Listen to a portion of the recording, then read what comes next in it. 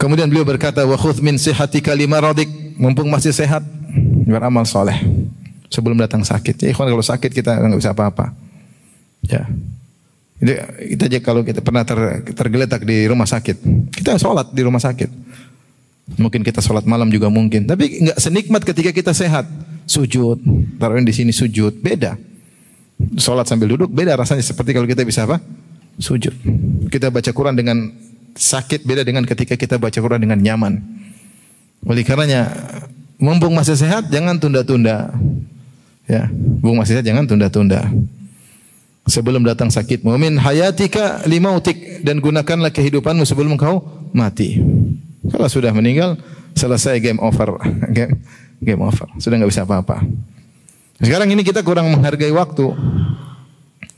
Yang benar-benar menghargai waktu adalah orang yang meninggal dunia, yang sakaratul maut, baru dia menghargai waktu. Sebagaimana Allah berfirman di antaranya dalam firman-Nya, ya ayyuhalladzina amanu, ya. La tulhikum amwalukum wala auladukum an dzikrillah wa may yaf'al dzalika fa ulaika humul khasirun. Wahai orang beriman, janganlah harta kalian dan anak-anak kalian melalaikan kalian dari mengingat Allah. Ada waktunya ngurusin harta, ada waktunya ngurusin anak-anak, tapi jangan sampai melalaikan. Ya. Siapa yang terlalaikan dari mengingat Allah, maka mereka benar-benar orang-orang yang merugi. Allah berikan nikmat bukan untuk melalaikan Allah, enggak. Itu nikmat, rasakan, jadikan bantuan kita untuk mengingat Allah Subhanahu wa taala. Wa anfiqu mimma razaqnakum min qabli ay ya'tiya ahadakumul maut. Berinfaklah dari sebagian harta yang kami berikan kepada kalian sebelum datang kepada salah seorang dari kalian kematian. Fayaqul, maka dia berkata, Rabbi laula akhartani ila ajalin qarib. Ya Rabbku, tundalah kematianku barang sedikit saja. Buat apa? Fa asaddaqa, aku ingin bersedekah.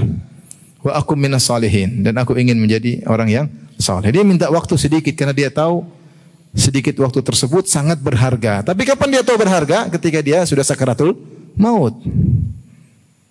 Kita kenapa tidak menghargai waktu? Karena kita merasa umur kita masih panjang, masih bisa besok kok, masih bisa besok, masih bisa lusa, masih bisa, tenang aja kita. Ketika orang itu mau meninggal, baru dia tahu waktu sangat berharga. Aset yang sangat besar adalah waktu.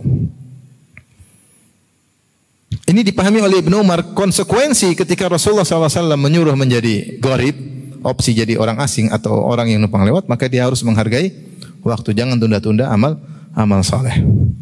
Makanya Rasulullah SAW mengatakan, iktanim khamsan qabla khamsin. Manfaatkan 5 perkara sebelum datang 5 perkara yang lain.